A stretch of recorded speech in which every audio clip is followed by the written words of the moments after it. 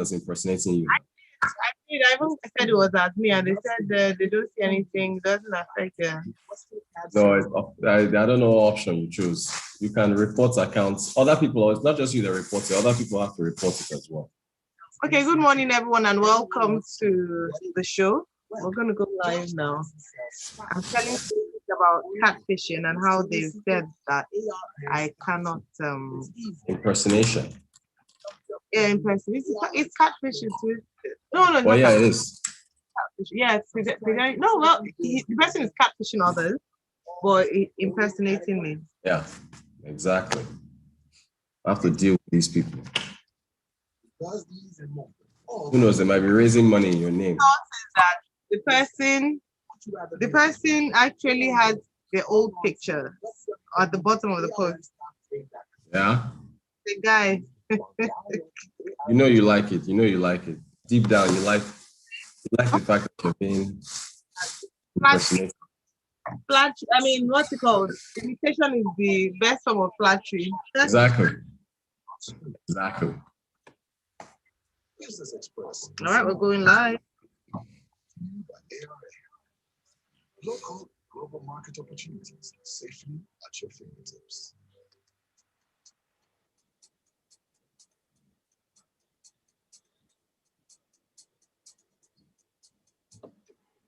Smooth 98.1, love music, love life. I'm Ayo Mairo-Ese. It is time for today's edition of Business Express 981. I have Rotus here. Good morning, Rotus. How are you today? I'm fine, thank you. Good morning, Ayo. Good morning to all our listeners and viewers. Hope everybody's doing okay on this Twitter Tuesday. Excellent. Exactly, on this Twitter Tuesday.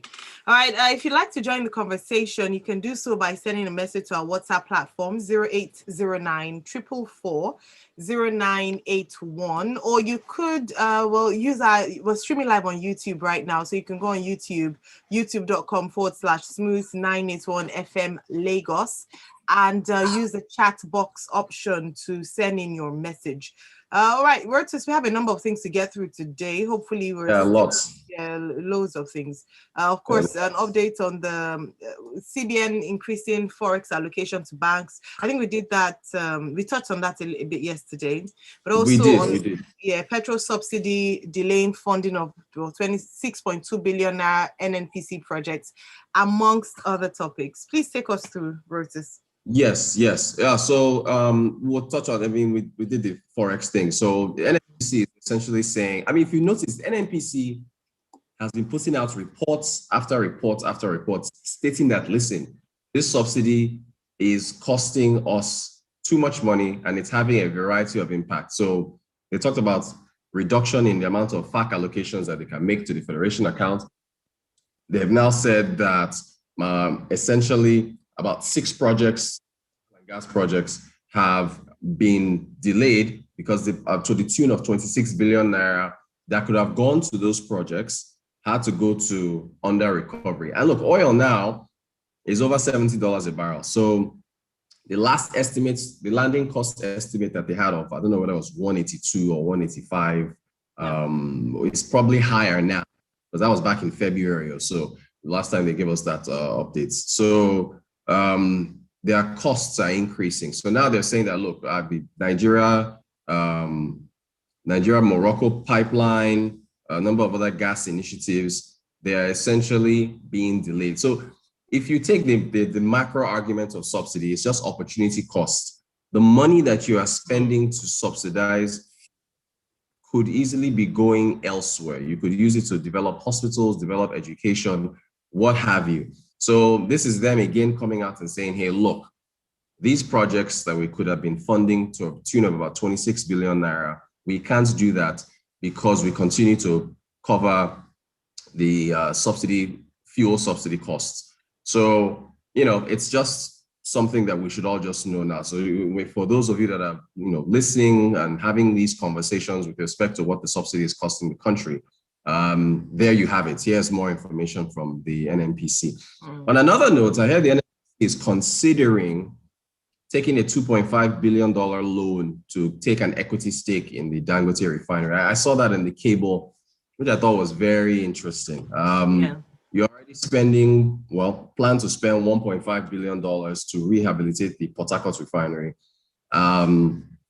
As far as production is concerned, all the refineries, Kaduna, Warri, Port Harcourt, they're looking at 450,000 barrels per day total, if they're all working optimally.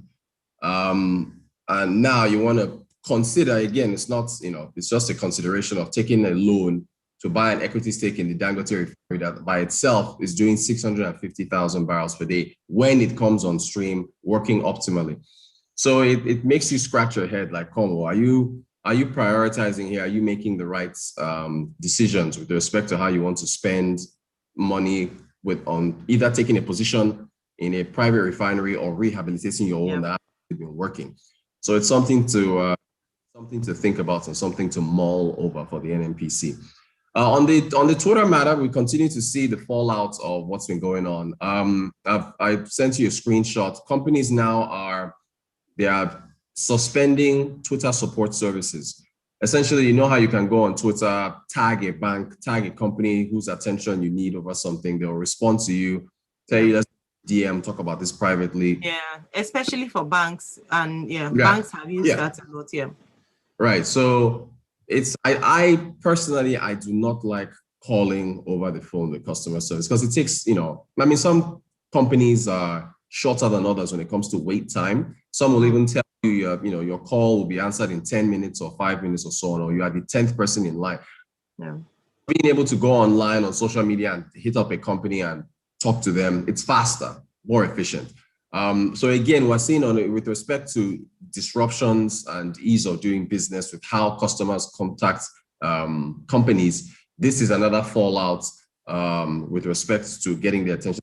Notice, I hardly use Facebook to contact companies or LinkedIn or Twitter is more immediate. It's more, exactly. It's there. You can easily retweet, and usually that shame and embarrassment makes them respond quickly. So thanks for bringing that up. In terms of holding even private firms accountable, it's been quite a useful tool. Exactly, and influencers also as well. Don't be bugged with please check your DM. I withdrew 5,000 naira. You didn't. Right. So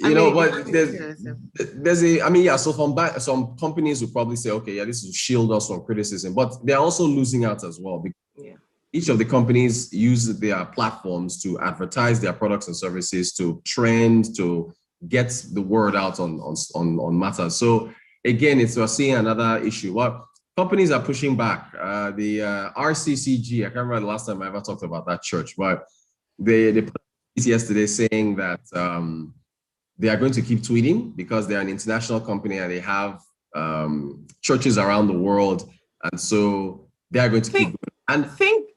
Rotus, think about it. So beyond the churches that have come out, because that was quite a food for thought. Do you think Nigerian organizations that are international in nature would stop tweeting, for instance? Because there's some banks that are present in other, except maybe their banks because I'm sure they probably have individual Twitter handles for their banks in various regions. Maybe they'll continue tweeting because Twitter, like you said it yesterday, that the WTO is on Twitter, World Bank is on Twitter. So these organizations are on Twitter, they've seen it as a platform for sharing information. So how about organizations, because we didn't actually think about organizations that have an international presence, should they stop communicating through that platform because we don't ban in Nigeria? RCCG has taken the lead. Pastor Adeboye. Yes, it's Adeboye.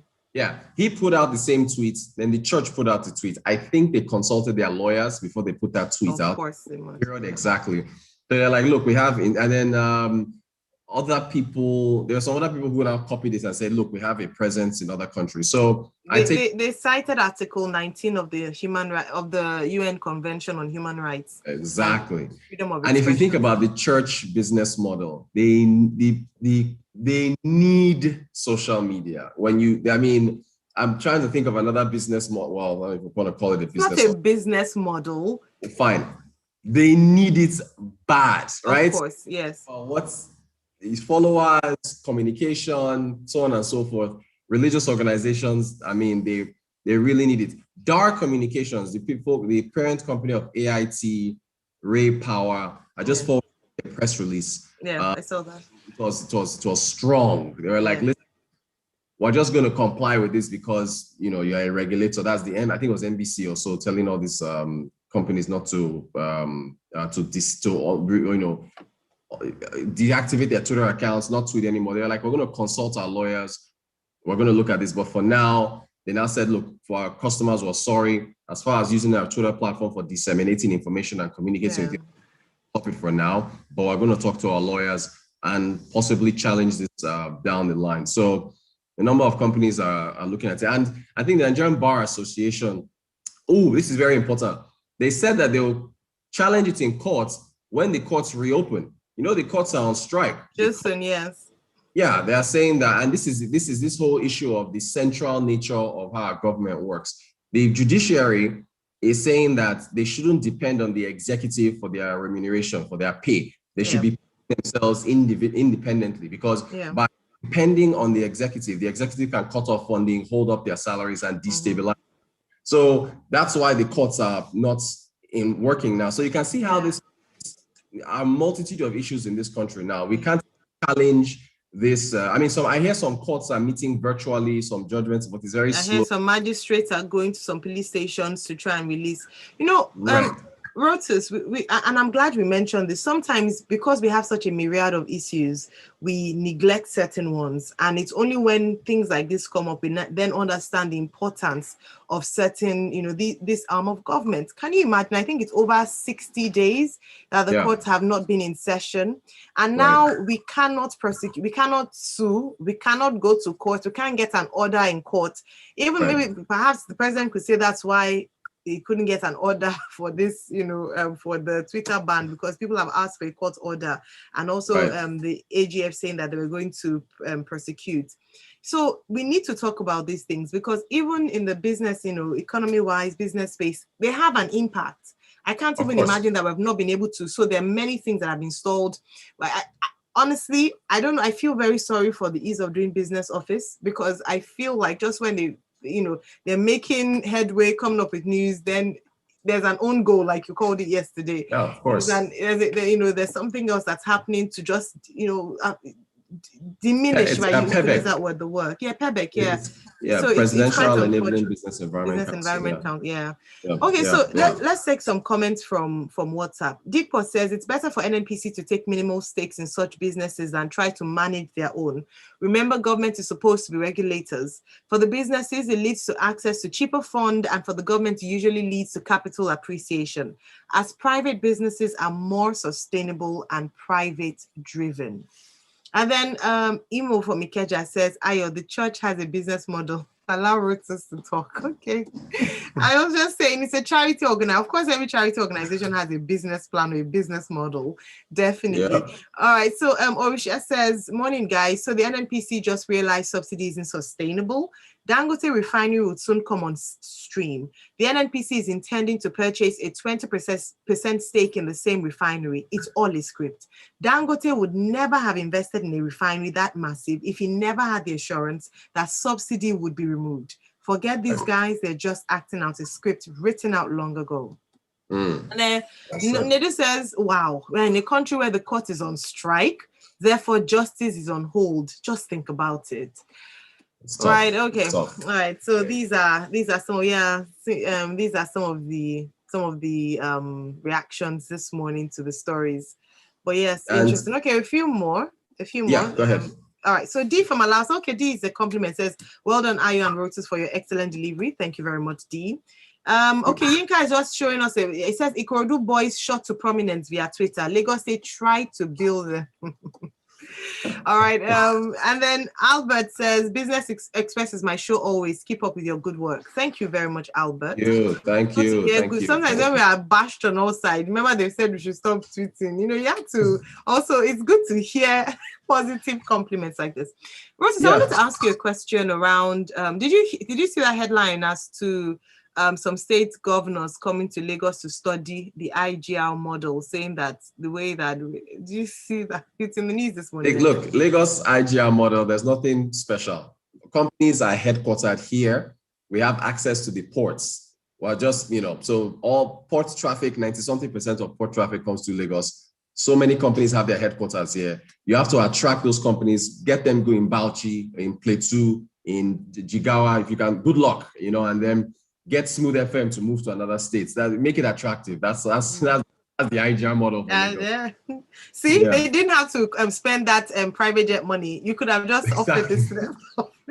Exactly. That's it. Okay, so we're out of time. Did you want to say something else before we go? No, I mean, look, everybody I hope this thing gets, this suspension ends because it's affecting everyone. I need to tweet as well. Just see how it goes. How are you coping? I should ask. It's tough. This is tough. I can imagine. All right. Thank you so much, Rotus. And thanks to everyone who sent in a message this morning. We continue the conversation tomorrow, same times at 6:30 every weekday. So Monday to Friday on Business Express 981. There are also other business shows all day, in the evening here on Smooth 98.1. Thanks, Rotus. All right. Thank you. We're going to break now. When we come back, we'll have a music break. So some great songs lined up for you. And then at 7:30, we bring you today's edition of Freshly Pressed 981. Some interesting conversations to definitely get involved in. Our analyst will be joining me then, so do stay tuned. It's Smooth 98.1. Love music, love life. Business Express on Smooth 98.1. All right, thank you all so much for tuning in and listening.